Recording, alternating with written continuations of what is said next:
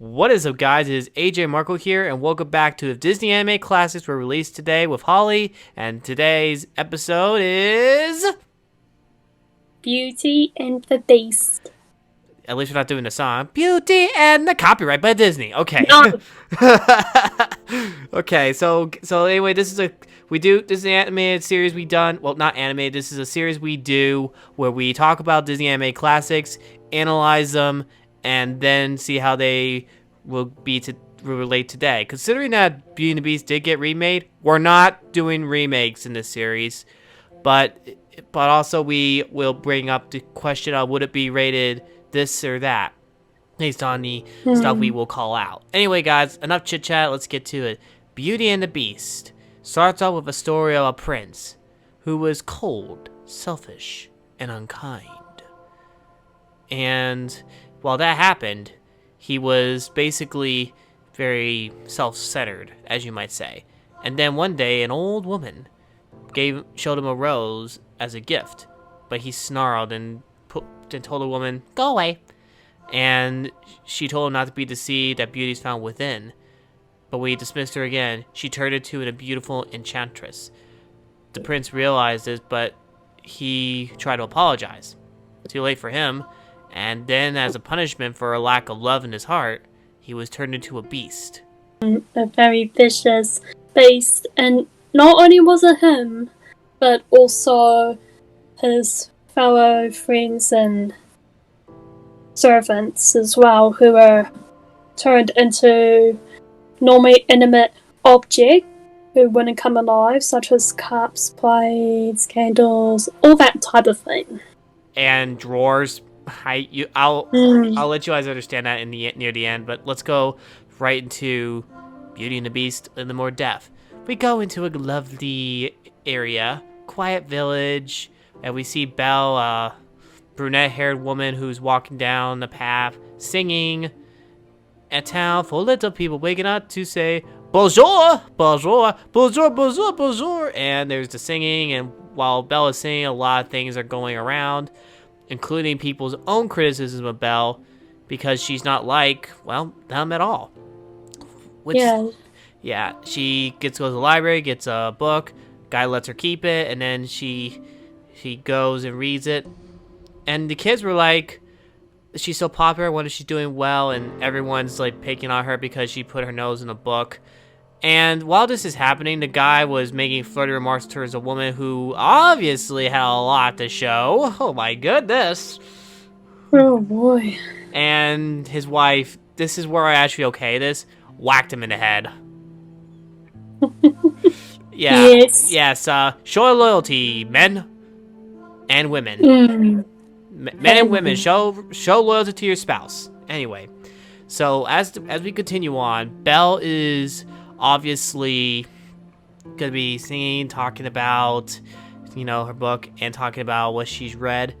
During this time, however, there was someone else that had an eye on her, a man with big muscles and a weapon of his own, and the very highly figure in his town. And that guy is Gaston. You guys are familiar with Gaston and his short companion Le Fool, French for fool, by the way. And what ends up happening, he does hunting, takes out a bird. Sheesh, Disney really went after hunting, considering the last episode, Fox and the Hound. Anyone? Go back to episode 8 if you haven't already. But anyway, Gaston basically was talking about that he wanted to get an eye on Belle. He has an eye on Belle. He wants to marry her, calling her the most beautiful girl in town, and that makes her the best in his opinion. But as he joins into singing, wanting to get to her, he finally does, but he criticizes her just like everyone in the town about her reading and want her to focus on him. A real male chauvinist, and I'm a guy, and I'm saying this. Yeah, you guys can probably say he's one of those guys who just wants to be, oh, I'm all this, I'm all that, and I need a wife to make me feel more popular, blah, blah, blah, blah, and I don't care about her. Yeah, and he's already got Yeah, he's already got 3 ladies that are madly in love with him. And as they were doing it, they accidentally knocked LeFou with water, and he just got knocked down. Even though LeFou seemed to have an eye on him, which those 3 blonde ladies, I say that specifically not because I think they're dumb. I don't think they are, but they seem to be highly infatuated with Gaston. Yeah, it's kind of like the stereotypical saying of sometimes where blonde women are portrayed as being dumb, which in reality, that's not true. That's stereotyping. Yeah. Of course, after that conversation with Belle tells Gaston she has to go home. The fool makes fun of her father. Gaston laughs, but then Belle said, "Don't talk about my father that way." Gaston sides with her temporarily and just slaps the fool across the head. And then she says her father's a genius. And as if it's inappropriate timing, the house explodes. Well, the basement. Yep. And then Gaston laughs so hard, he basically slaps the fool and the fool falls on his backside. Yeah. Speaking of her father, which is Maurice, by the way, he's trying to make an invention that basically cuts down multiple pieces of wood at once. And although he's upset because it malfunctioned again, Belle gives him encouragement, and then he asks her how things went. She asks if she's odd, and he was like, "Odd? What are you gonna do? Do you like that?" As he has big glasses over his head, and and then after that, he fixed up the invention. The invention works. I'm off to the fair. Gets whacked in the head with a wood log, and then he starts an adventure with the horse. What's her name again? His name is Philippi. Philippe, I think is. All right, I think it's a guy. Okay, so they go down. They went down the wrong turn, and they go to the castle. And as he goes to the castle, it's raining. It's cold. He's shivering. Stereotypical. If you get cold and wet, you automatically get a cold. That's good health logic, Disney. Yay! Yeah. So unfortunately, while that happened, there is the introduction to Cosworth and Lumiere, which is the candle and the clock. Tick tick tick tick tick tick tick tick tick tick tock. Not the app. Bop. So anyway, they're always like those 2 people. Like one's like ultra supportive, the other guy's like back up, back up, back up, back up. Who's Brainiac, and then the other guy just rolls his eyes and is probably just like, "You're annoying, but I still like you, mate. But you can be very annoying." Mate, because Holly's New Zealand, by the way, in case you guys don't know that. Anyway, so Lumiere makes Maurice feel at home because he was not feeling good, and Cosworth was like, "Dude, we don't need to do that. The Beast might do that, get mad and all that." And as he was relaxing, we introduced Mrs. Potts and her son, and of course, thank you, Chip. Kind of appropriate because he has a chip on his cup.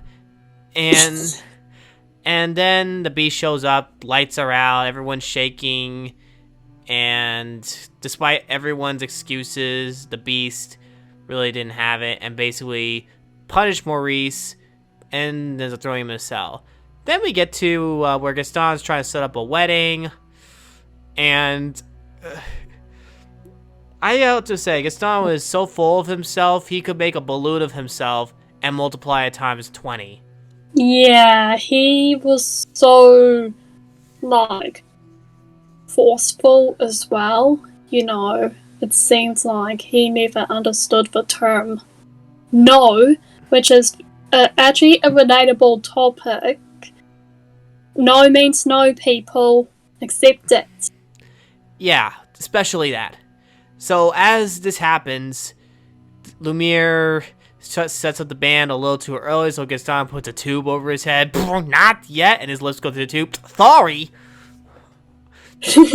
And then there's I'm just going to give you the shortened version. Basically, Gaston pushes his way in, wants strapping boys, not a smart woman, and then Then as he tries to kiss Belle, Belle rejects him. Gaston goes into a mud pit like the pig he is. Especially if there's a pig on his head. Oink, oink! And that's when Gaston turns into a really bad point of saying that I will make Belle my wife. And he tossed the food into the mud pit, and he's like, touchy. And even the pig agrees. Yeah. I wonder if that pig is Gaston's cousin. No. I mean, Gaston has like a pig. I'm agreeing with the ladies on this one, people.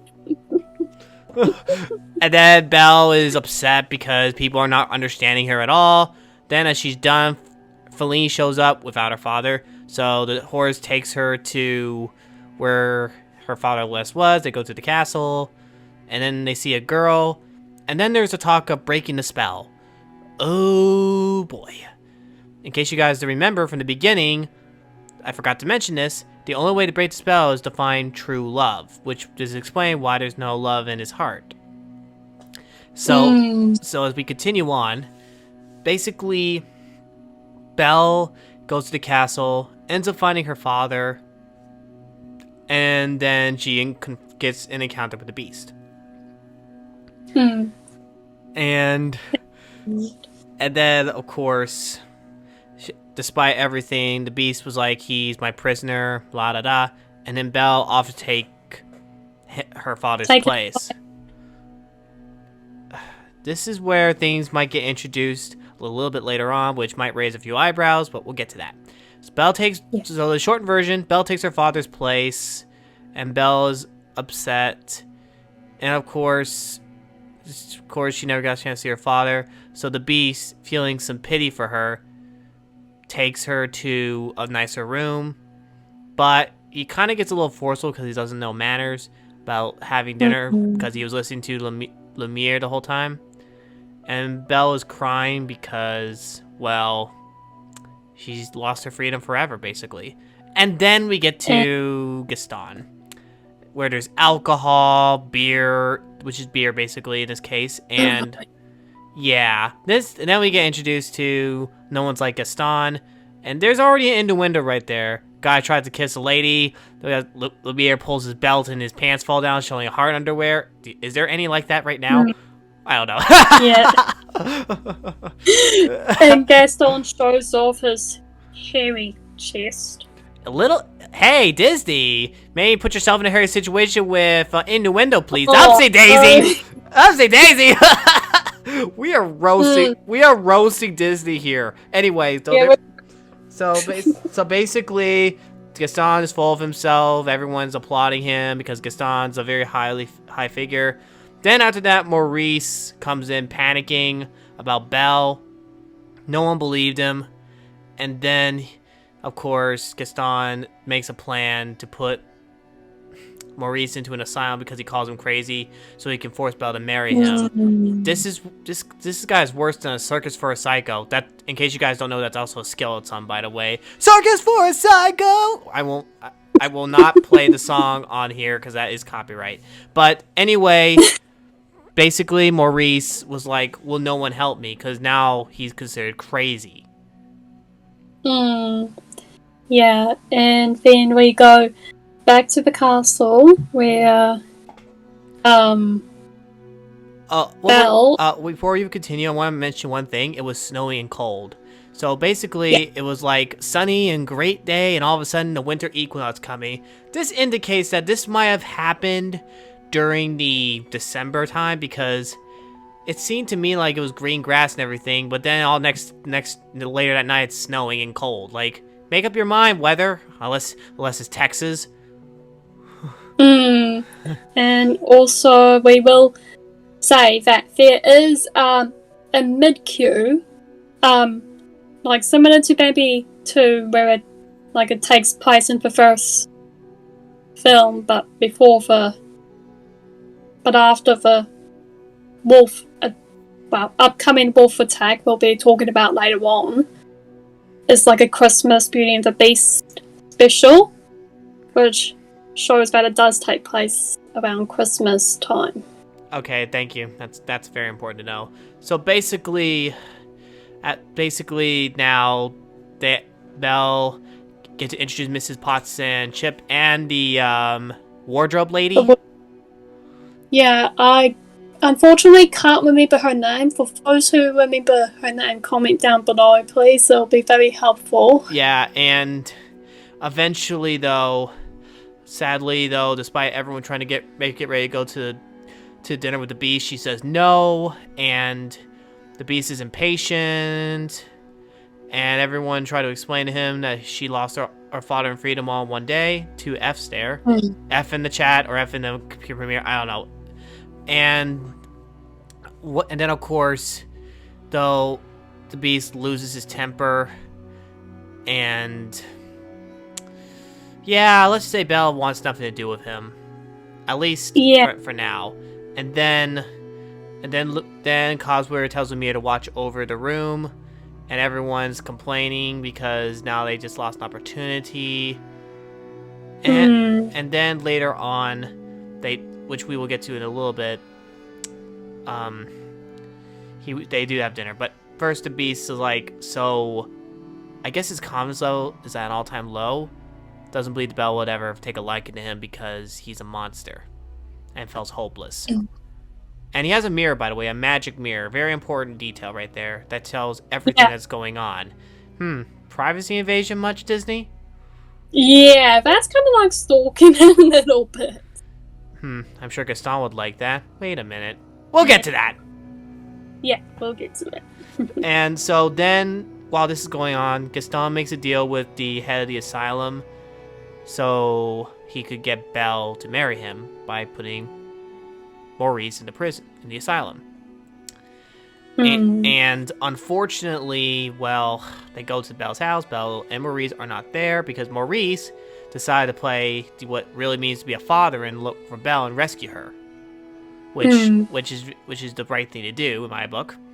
And then after that, because he's not there, there's just more abuse right here. He decides to put the fool, I don't know why I'm messing up here. He decided not to leave until Belle and her father come home. And basically, the fool is basically going to be put into a snowman. We'll get to, which is going to be shown. And then, of course, we go to the castle again. And then Belle appears after, well, everyone was complaining again. And then, of course, after a while, Lemire was able to make Belle their guest. Be our guest, put our service to the test. Applebee's, do you get that reference? Okay, no. Yes. Okay. Yes. So after the song, she show Belle around. She asks food, but then she makes one huge mistake. That mistake is going up to the West Hall, which the Beast said not to go. And we say no means no. I think Belle needs to learn that. Curiosity kills the cat. Not agree. Okay, I'm sorry, guys. But basically, Belle finds a rose, the very gift that the enchanter gave. She almost touched it. But little did she know if she touched it, it would have ruined the Beast's chances. And he was mad at her, which I sort of don't blame him, but he lost his temper, which caused her to run away. So as she tries to run away with the horse, who somehow is still there, how's the horse fed? That's because the Beast sends Mora's bag on a inanimate object, like a trailer or cage thing, I believe. I know that, but why is the horse still at the castle? I mean, because probably so that it can be waiting for Morris. It's not really specified, but well, don't forget, Feline came back to go to Belle before they went to the castle. So yeah, I'm honestly not really sure, but I do know that he's there. Well, especially since there's also a lot of wolves. Forgot to mention that. Yeah. So they go. So Belle tries to escape in the cold, blustery snow, but as they are trying to go, they get lost, and the wolves try to attack. And despite everything they do, the wolves were trying everything to attack. The horse and Belle fell off the horse, and Felipe attacked, and the wolves were just about to bite the horse's neck when, out of the blue, like a football player in the NFL, hoya! The beast comes in into a charge and begins to fight the wolves. It was like a real David and Goliath moment there, even though the beast would resemble a giant, but he fought vigilantly, and after everything, he was exhausted and tired. But he was also wounded. So, against all odds, Belle was able to take the beast back to the castle, despite what happened earlier with him yelling at her. So, and in a way, she was also, before we go forward, she was also hesitant about leaving. Like, she was hesitant and looked at the beast and then decided to do the right thing. That's basically sympathy, because I think, though, this is a bit of an interesting moment here, but I think, as it is said, to love your enemies in the Bible, and I think Belle kind of gave a good example of showing love even after those who wronged her. But that's and so Belle was treating the beast's wounds. The beast tried to blame her, and then she finally said, "You should learn to control your temper," which is what they've been trying to tell him, but he was like disappointed that he couldn't scare her. Yeah. And for the first time, Belle thanked him for saving her, and the beast, finally for the first time showing some manners, goes, "You're welcome," which I know it jumped a little bit, but this was after Gaston and the head asylum kind of made the deal and everything. And then of course we go back to the castle, the snow and Belle having fun out there. So the beast says he was wondering what he can do for her, because he wondered what he will do. And since Belle likes to read, Lumiere suggests that a lot of books, since that's what they suggest before she went to the West Wing. And of course, he shows her the biggest library and let her keep that area. So basically, despite the beast, quote unquote, well, he did kidnap her, but I think, though, she came back on her own will. So I think the whole kidnapping is still gone-ish, but I think she still stayed because she kept her promise. So some might say Stockholm Syndrome, but I don't think that's how it is this time. No, yeah, now I get that people are probably going to be like, Stockholm Syndrome, well, yes-ish, but also no-ish at the same time. Because remember, guys, that even though Stockholm Syndrome is an actual thing that unfortunately does happen in real life, even to this day now, we need to remember this is just a movie that does provide real issues. And also, we gotta remember, though, that the Beast changed. He changed to be a better person versus remain this evil, cold-hearted person.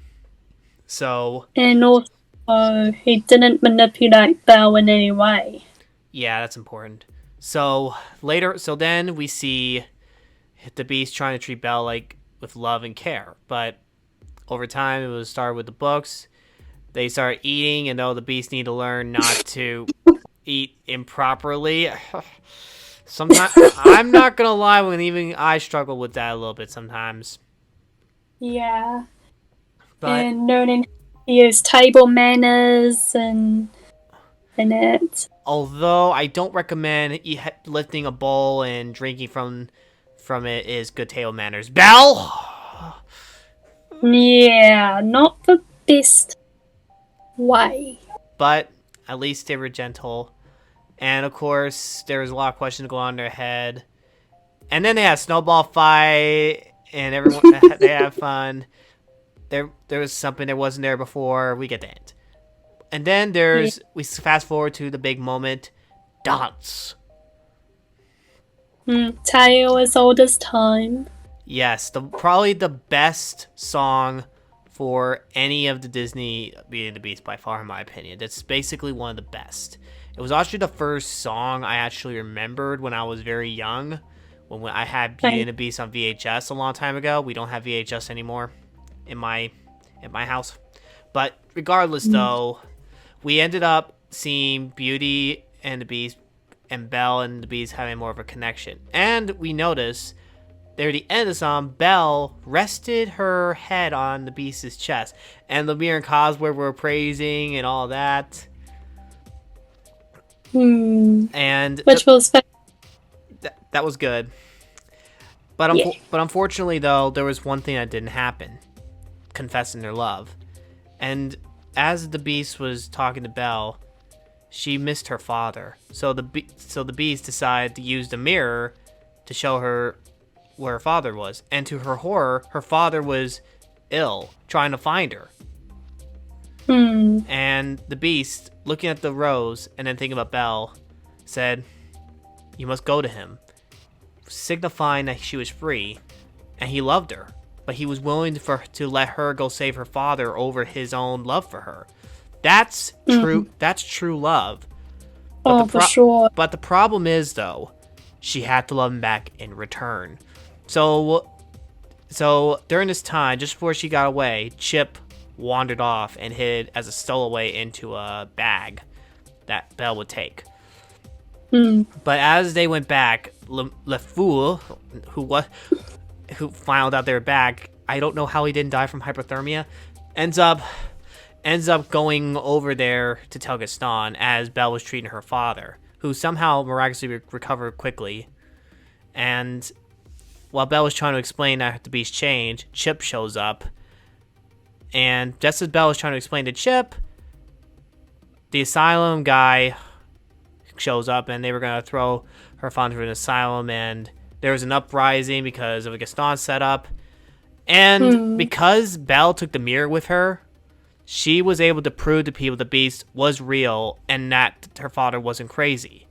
But Gaston got so into himself that he was willing to influence the entire village to go attack the Beast. Real nice, guys. Not Cretin. Yeah, and he even suggested on throwing Belle into the asylum as well, saying that she was crazy before she showed him the Beast, and how he was very peeved off about asking her if she had feelings for the Beast. And she called him a monster, not the Beast. Yeah. Which, I'm just gonna say she's wrong there. She's kind of right. No one wants a monster like Gaston. Causes a riot like Gaston. Ouch. But seriously though, Gaston ends up doing a singing and leads everyone, locks Maurice and Belle into the attic, or cellar actually, and then Chip decides to use the very same invention that Maurice built and broke them out. Yeah. So after that little adventure, while Gaston was going to the castle to have the mirror and everything so they know where it is, they ended up, what they didn't expect was the inanimate objects who talk to fight back. Yeah, and boy oh boy, was it one heck of a funny fight. Yeah, it's basically like Disney's version of WrestleMania. Everyone was attacking each other, breaking each other's teeth, knocking a guy overhead with a pan, causing echo, ear damage much, Disney. And then there was kicking and punching, and then there was a guy accidentally going into the wardrobe and then dressing up like a crazy clown from a circus, and him screaming like a guy accidentally had his door open from his mother because he was getting dressed. She accidentally walked in on him. Oopsie daisy! And also Clockwork getting I think it was either a knife or a sword, and went down the stairs railing and literally poked it on Nefoo's butt, which made him scream. Yep. And then, of course, there's one thing I forgot to mention. There's the Duster and Lemire.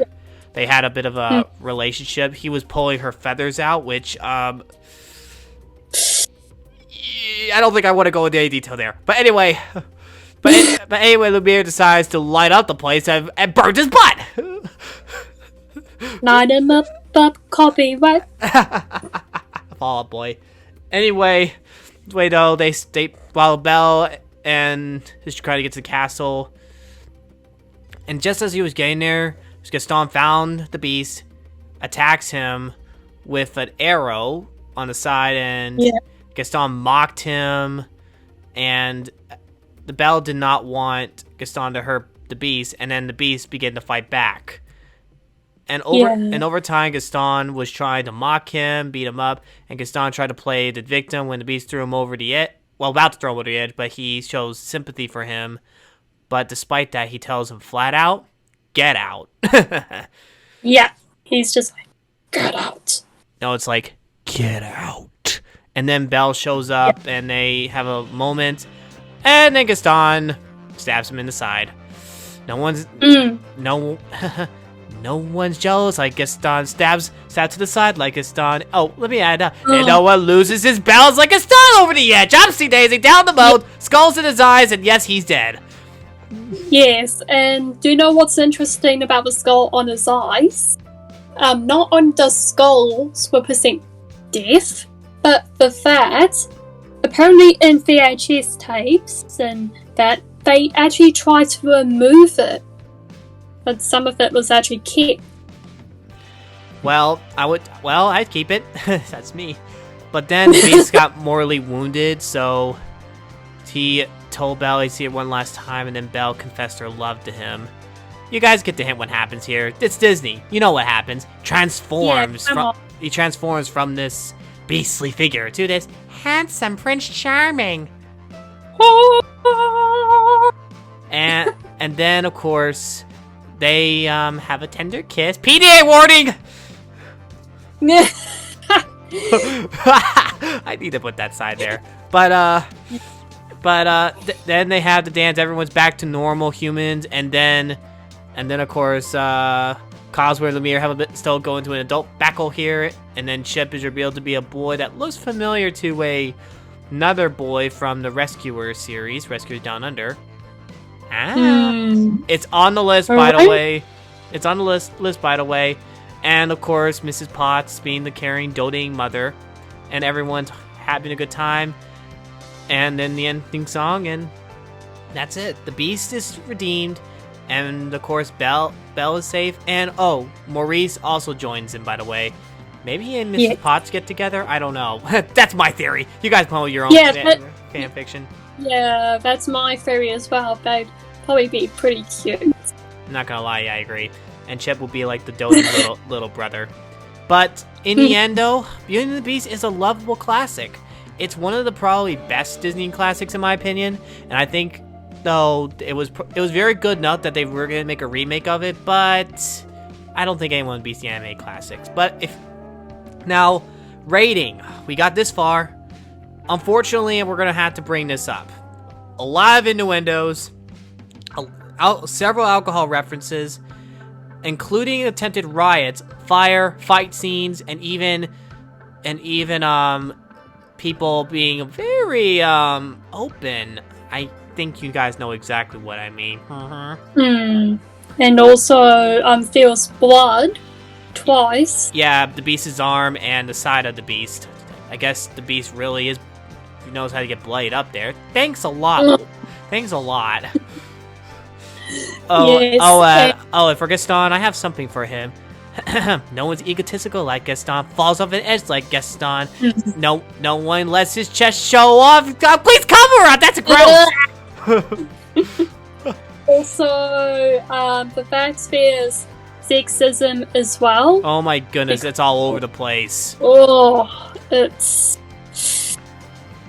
Yeah, it's pretty sexist in a way. It's probably one of those movies I classify as being sexist along with Aladdin, which is in our playlist if you guys would like to check it out sometime. Episode number 7, by the way.